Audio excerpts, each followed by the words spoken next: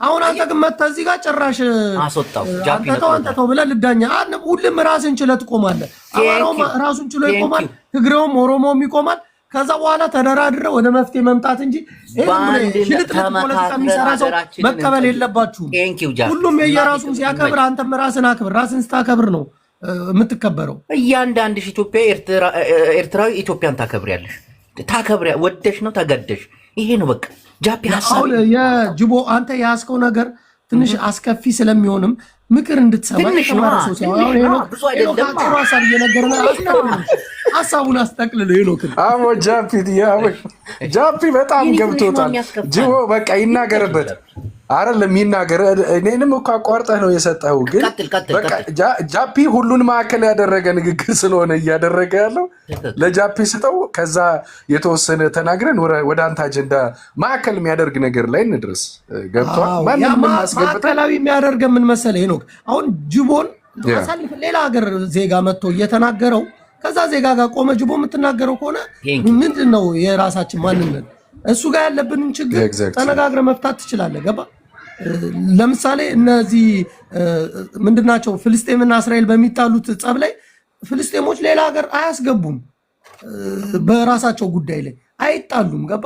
መጀመሪያ ራሳችንን ችለን እንቁም። ከዛ ችግራችን ከመንግስት ጋር ነው፣ መንግስትን ነው መታገል ያለብን። አዊ መች ጃፒ እናቴ ትምጣ። ኧረ አንበሳ አውርዱለት።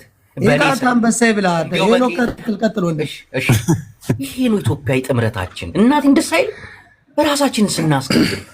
ቀጥል ሄኖክ ወንድም። እሺ አመሰግናለሁ አለቃ። እኔ ምናልባት አሁን ጃፒ ትላንትና ማታም ጀምሮ ቁጭቱን ያለው እያለ በጀስት በቃ ያለውን ነገር ነው የሚያስቀምጠውና ቴንኪው። በዚህ አጋጣሚ እውነት በጣም አመሰግናለሁ። መከባበሩ እንዲኖር ጅቦ ከኔ ጎን ልትቆም ይገባል፣ እኔ ከአንተ ጎን ልቆም ይገባል። ቅድም የሆነ ነገር እየተናገርክ ነበረ። ማንም እየገባ እንዲህ እያደረገን ነው። ያን ነገር ማን ፈጠረው? ፖለቲከኞቻችን፣ ምሁር ምንላቸው የተማረ ምን ይበለን እያለን የተማረን ሰዎች ጎዳ ናቸው ይላል ዶክተር አለማየሁና አሁን ከእንደዚህ አይነት አዚም ወጥቶ ወጣቱ ምን ላይ ነው ያለው? በዲፕሎማሲ መፍታት የሚቻሉ ነገሮችን በዲፕሎማሲ መፍታት። ከዛ በላይ ግን የውስጥ ሰላም በጣም በጣም አስፈላጊ ነው። ዛሬ በየቦታው አክቲቭ ጄኖሳይድ እየተካሄደ ያለውን ነገር ከቀረፍክ በኋላ ምን ብለህ ኮሌክቲቭ ሊደርሺፕ ቅድም አንተ አንስተሃል። አብይ አህመድን ስርዓት ለውጥ መምጣት አለበት። ታንኩንም ባንኩንም ይዘህ ነገ ታጥቀህ ህዝብ አጫርሰህ ምንም ባልታወጀ ጦርነት ላይ የህዝብ አንድነትን ሞር የሚሸረሽር እስኪ መጀመሪያ ሼፕ እናደርጋቸው። ዛሬ ጎንደርና ጎጃም እኮ የኦሮሞ ግዛት ናቸው ሚል የኦሮሞ ሊቃውንት ይመጣል እኮ አይደለ እንዴ? እነዛ ሰዎች አንድነትን ከአማራ ጋር እንዴት ነው ሊሰብኩ የሚችሉት? አማራ ተቆጥቷል። አሁን እኔ አንድ ነገር የኢትዮጵያ ማህበረሰብ ማወቅ ያለበት በፍጹም በድርድር በምናምን የሚቆም ትግል የለም። ይሄንን አስረግጬ ነው የምነግራችሁ። እንዳንድ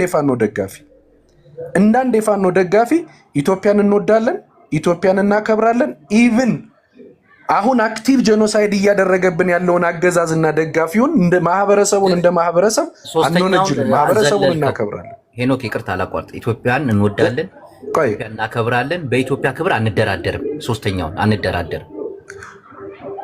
አድምጠኝ እመጣለሁ፣ ችግር የለውም። ለዛ እኮ ነው አሁን እየመጣ ያለ። እንኳን በእንደዚህ አይነት ጉዳይ አልኩህ እኮ በማህበረሰብ ደረጃ ማህበረሰቡ አሁን ዛሬ ለምሳሌ በኦሮምኛ ሰዎች እየተናገሩ ጡት እንዲህ እናደርጋለን እንደ ኦሮሞ እንዲህ ያደረገን አንልም።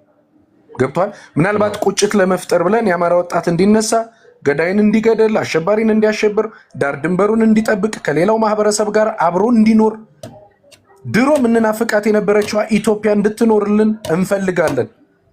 ያ ሲሆን ግን ተከባብረህ ከአዲስ አበባ ባህር ዳር እኮ 1.5 ሚሊዮን ብር ከፍለህ ካልገባህ ተብለህ እየተቀጠቀጥክ እንደዛም የሆንን ማህበረሰብ ዛሬ እንዲህ አይነት ዘመቻ አለ እንዲህ ብትለው አይሰማህም። የህልውና ትግል ላይ ነው ያለው። የሪዮት ዓለም ልዩነት ቢሆን ጅቦ አሁን ለምሳሌ አንተና እኔ እኮ የሪዮት ዓለም ልዩነት ይኖረናል፣ የፖለቲካ አንድነት ላይ ኖረን ይችላል አይደል? እንደ ኢትዮጵያዊነት ግን አብረን እናወራለን። በአገዛዙ ላይና በፋኖ በአማራ ህዝብ ላይ ያለው ግን የፖለቲካ አለመግባባት አይደለም፣ የሪዮት አለመጣጣምም አይደለም። አክቲቭ ጄኖሳይድ የማንነት ችግር አለብን እኛ።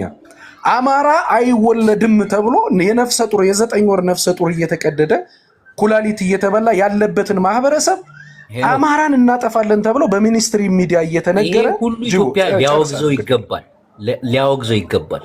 ኤግዛክትሊ እሱን እኮ ነው የምልህ። እሱንን ማውገዝ አለብን። ግን ይሄ ውስጣዊ ችግራችን ላይ ማንንም ማስገባት ማንንም እንደፈለገ ማድረግ አይችልም። ጅቦ ልጨርስ። ይኸውልህ እንደዛ እንዳይሆን ዛሬ ጅቦ አብረኸኝ ቁም።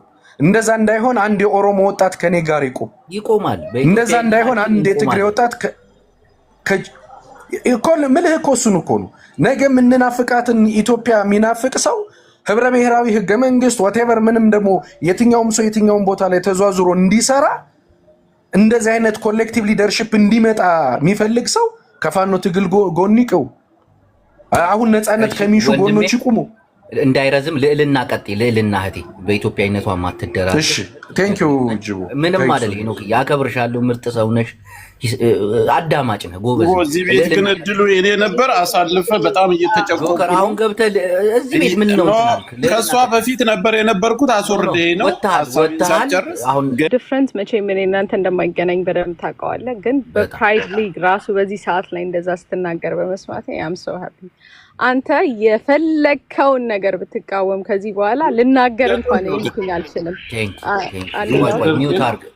ሚውት አርግ በእናትህ።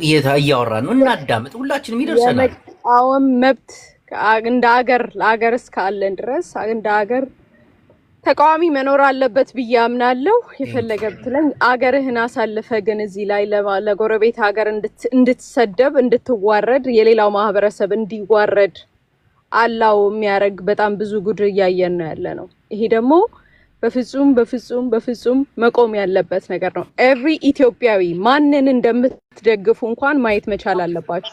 አገራችሁ እንጂ የባለስልጣን ቅምጥ አሮጊት። ኧረ በእናትህ እኔ ተቀምጬ ፖለቲካ ሰሪ ማንቺ መሀል። ኧረ በእናትህ ጆከር። አዎ ነርቨን ይነካል። ችግር አለ። ነርቭሽን ሳይሆን ነርቭሽን ነካሻለሁ። አንቺ የባለስልጣን ቅምጥ ስለሆንሽ ሰራሽ ስለማይከፈልሽ አንቺ ያለ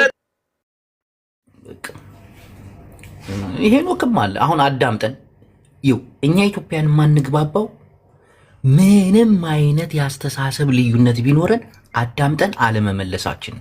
ልዕልናን እኮ አዳምጠናት ልዕልና ይሄ ችግር አለ፣ ይሄ እንዴት ነው የምታዩ? ይሄ እኮ እንዲህ የሆነ ነው።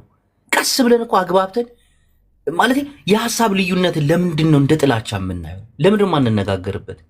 ይሄን ነገር እኮ ነው የሚፈልጉት ሌሎቹ። ይሄን ነገር እኮ እንዴ ምንድነው? ምን ሆኖ እኛ ኢትዮጵያ የት እየሄድን ነው? ሬክሰን ፌክስ